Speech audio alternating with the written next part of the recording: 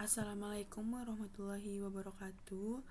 Perkenalkan, nama saya Ririn Yuliati dengan NIM 231001004 dari kelas Informatika C. Nah, baik, di sini saya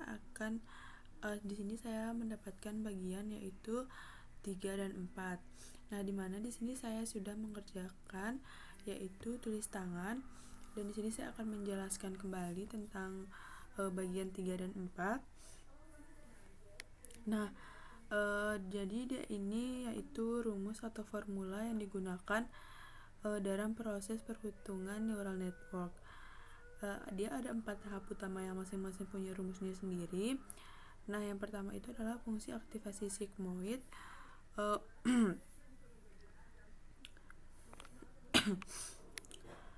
Jadi rumusnya itu sigma dari Z sama dengan 1, lalu dia dibagi 1 ditambah E pangkat negatif Z ya teman-teman. Lalu yang selanjutnya di sini ada fungsi ini yang mengubah hasil penjumlahan linear menjadi nilai antara 0 dan 1. Semakin besar nilai Z, semakin mendekati 1 outputnya. Nah, semakin kecil nilai Z, semakin mendekati 0 outputnya. Nah, yang kedua di sini ada forward propagation. Nah, di mana forward propagation ini dia data mengalir dari input menuju output. Di hidden layer kita hitung dua hal. Nah, yang pertama yaitu ada H1 sama dengan X1 dikali W1 atau H1 ditambah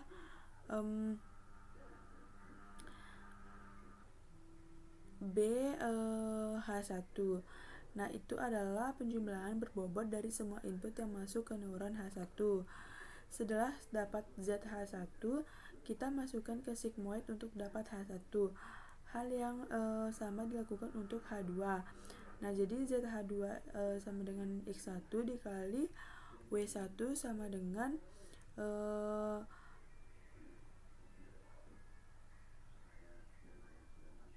W1 H2 ditambah X2 dikali W2 H2 ditambah B H2. Kalau lalu H2 sama dengan sigmoid dari Z2H. Kemudian di output layer ada ZO sama dengan H1 dikali WH1 WH1 0 ditambah H2 dikali WH2 0 ditambah B0. Setelah itu YH sama dengan sigmoid dari Z dan 0. Z0 maksudnya. Nah, YH inilah prediksi model kita.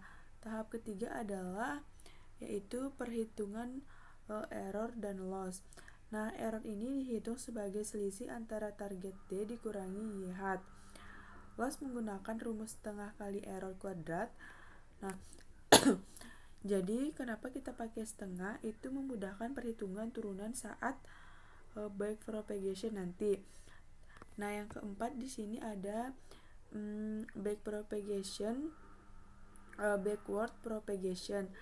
Di sini kita menghitung berapa besar kesalahan yang harus ditanggung masing-masing bobot, lalu memperbaikinya. Delta output dihitung dengan rumus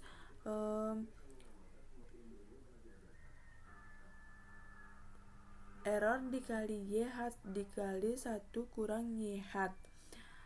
Bagian YH kali 1 dikurangi YH itu adalah turunan dari fungsi sigmoid, menunjukkan beberapa sensitif output terhadap perubahan. Delta H1 dikurang dari delta output dikali WH1O dikali H1 dikali 1 dikurang H1, dan delta H2 dikurangi dan delta H2 dihitung dari delta output dikali WH2O dikali H2 dikali 1 lalu dikurang H2. Nah, tahap yang kelima yaitu ada pembaruan bobot. Setiap gradien dihitung terlebih dahulu. Contohnya gradien untuk untuk WH1 O adalah delta output dikali H1 dan seterusnya untuk bobot yang lain. Kemudian bobot diperbarui dengan rumus bobot baru sama dengan bobot lama ditambah alfa dikali gradien. Proses inilah yang membuat model belajar bobot terus diperbaiki setiap kali memproses satu data sampai model bisa memprediksi dengan akurat. Nah, kita lanjut yang keempat. Di sini ada bagaimana kita menjalankan model ini bekerja secara keseluruhan. Di sini kita mengikuti alur yang ada di Excel. Langkah pertama yaitu data input dimasukkan ke model. Kita ambil satu baris data dari dataset, misalnya data pertama X1 sama dengan 0 dan X2 sama dengan 0. Dan targetnya yaitu 0.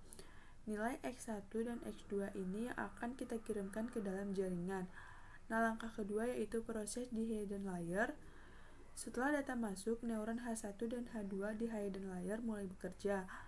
Masing-masing neuron menjumlahkan semua input yang datang kepadanya dikalikan dengan bobotnya masing-masing, lalu ditambah bias. Hasilnya adalah nilai Z. Nah, nilai Z ini kemudian dilewatkan ke fungsi sigmoid untuk menghasilkan output H1 dan H2 yang nilainya adalah di antara 0 dan 1. Nah, yang ketiga yaitu proses di output layer. Nilai H1 dan H2 yang sudah kita dapat tadi sekarang kita kirim ke neuron output. Nah, neuron output ini dia melakukan hal yang sama, yaitu menjumlahkan H1 dan H2 lalu dikalikan bobotnya masing-masing ditambah output. Hasilnya adalah Z0. Lalu Z0 ini kita masukkan ke sigmoid dan menghasilkan NIHAT, yaitu prediksi model yang kita lakukan. Nah, langkah keempat yaitu perhitungan error dan loss.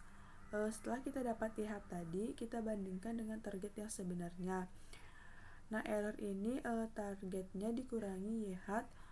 Kalau YHAT mendekati target, errornya kecil. Kalau jauh, maka errornya itu besar.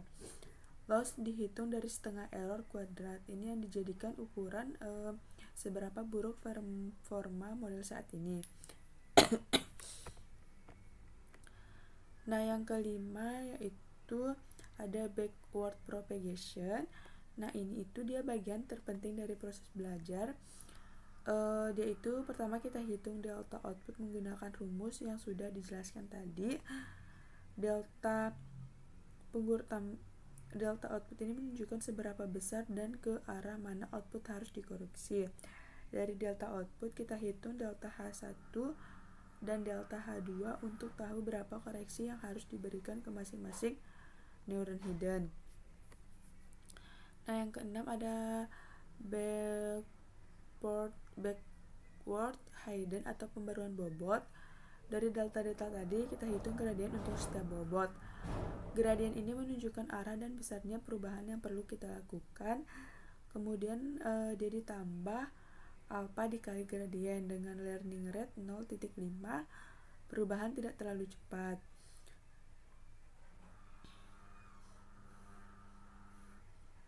Setelah data diproses dan bobotnya sudah diperbarui, kita lanjut ke data kedua, ketiga, sampai seterusnya. Lalu satu putaran penuh memproses semua 4 data, inilah yang disebut satu epoch.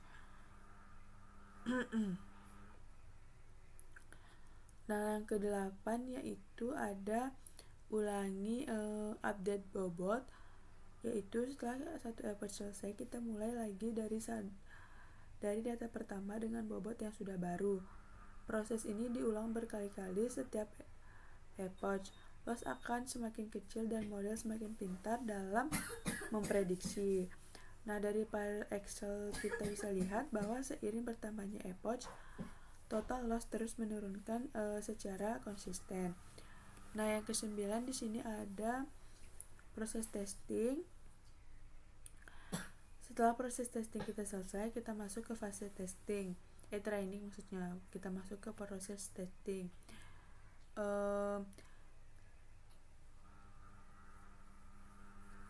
Kita masukkan di sini, kita cukup melakukan forward propagation saja, tidak ada backward propagation, tidak ada pembuatan bobot. Kita masukkan X1 dan X2, model menghasilkan Y-hat, dan kita bandingkan dengan threshold 0.5. Kalau Y-hat lebih besar atau sama dengan 0.5, maka prediksinya kelas 1. Nah, yang terakhir di sini ada approach baru.